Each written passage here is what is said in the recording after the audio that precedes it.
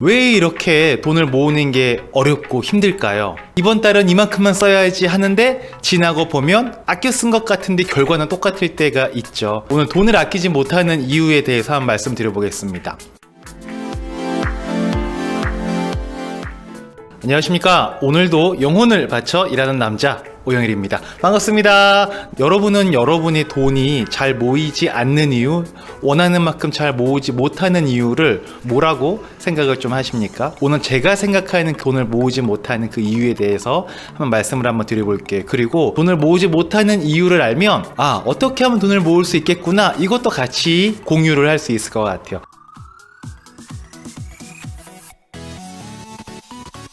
일단 이런 게 있는 것 같아요. 내가 돈을 아끼고 근검절약한다고 해서 내 삶이 나아질 거라는 믿음과 그 믿음에 대한 확신이 없기 때문이다 라는 생각을 저는 좀 합니다. 이렇게 아끼고 근검절약해서 내 인생에 나아질 거라는데 100% 확신이 있으면 왜 아끼는 걸 하지 못하겠냐 이거죠. 제가 질문 한 개 드려보겠습니다. 여러분 소득의 60%를 꾸준히 저축할 수 있으세요? 여러분들 좀 어떠십니까? 아마 사회초년생 분들은 부모님과 함께 거주하시는 분들은 그 정도 할 수 있을 것 같은데? 라고 생각하실 수도 있고, 아니면 뭐 결혼을 했거나 육아를 하시는 분들께서는 말이 안 되지 그게, 이렇게 생각하실 수도 있을 것 같아요. 그러면 제가 질문을 한번 바꿔볼게요. 만약에 우리가 저축 대회가 열린 거예요. 근데 저축 대회는 어떻게 되는 거냐면, 여러분 소득의 60%를 꾸준히 저축을 하기만 하면 5년 후에 100억짜리 건물을 상금으로 준다고 합니다. 1등만 그 상금을 주는 게 아니고요, 성공한 모든 사람에게 100억짜리 건물을 상금으로 준대요. 그럼 여러분은 여러분 소득의 60%를 5년간 꾸준히 저축할 수 있으시겠습니까? 어떠실까요? 왜 첫 번째는 그거 안 돼, 못해, 너무 어려워, 말도 안 돼 라고 했다가, 두 번째는 그 조건이면 당연히 하지, 그거 왜 못해 라고 생각을 하시나요? 뭐가 다르죠? 첫 번째랑 두 번째랑 모든 건 동일한데 딱 하나가 다른 거죠. 바로 희망인 것 같아요. 이렇게 하면 내 인생이 보다 나아질 것이다 라는 희망입니다. 그리고 그 희망에 대한 믿음인 것 같아요. 돈을 아끼지 못하는 이유는 이렇게 근검절약하면 내 인생에 나아질 거야 라고 하는 희망과 믿음이 없기 때문이에요. 오히려 이렇게 근검절약한다고 내 인생이 뭐 나아지겠어? 라는 의심과 그 의심에 대한 믿음이 더 강하게 있는 경우들이 많죠. 그래서 우리는 그 부정적인 믿음을 긍정적인 믿음으로 바꿔줘야 됩니다.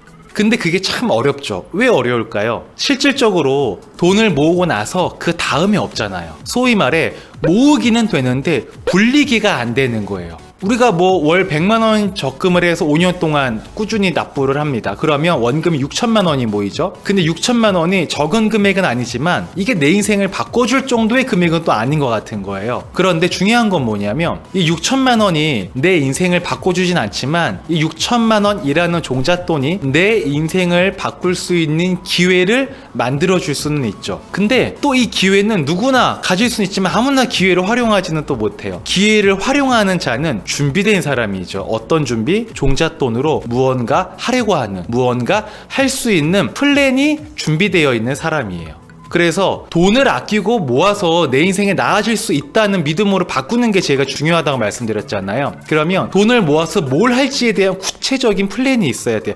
그냥 모아야지가 아니라 돈을 모아서 이거 해야지라는 구체적이고 명확한 그 플랜이 있어야 됩니다. 그 플랜이 돈을 모으는 힘을 줍니다. 예를 들어서 이런 겁니다. 우리 운전면허 따는 게 되게 귀찮지만 합격하면 더 편안한 생활을 할 수 있을 거야 라는 생각이 귀찮은 면허시험장을 가게 해주는 거죠. 운동하는 게 귀찮고 힘들고 어렵지만 열심히 하면 예쁘고 건강한 몸이 될 거야 라는 생각이 우리를 애써서 운동을 하게 해주죠. 공부하는 거, 시험 공부하는 거 되게 어려워요. 근데 이렇게 공부해서 내가 자격증을 취득하거나 시험에 합격을 하면 내 인생이 이전보다는 조금 더 나아질 거야 라는 강력한 생각이 있는 거죠. 그게 우리를 공부하게 해주고 책상에 앉게 해주는 원동력이 되는 거죠. 마찬가지로 돈을 모으면 그 돈으로 무엇을 할 수 있고 나는 더 나은 삶을 살 수 있어. 내가 이렇게 힘들게 돈을 모으는 것들이 나의 가족들이 더 나은 미래로 갈 수 있는 지름길이 될 거야, 확실한 길이 될 거야 라는 생각이 우리에게 돈을 모으는 힘을 준다는 거예요. 그래서 돈을 잘 모으시는 분들은 대부분 이게 있어요. 돈을 모아서 뭘 해야지 라는 거예요. 그걸 우리는 목표라고 이야기를 합니다.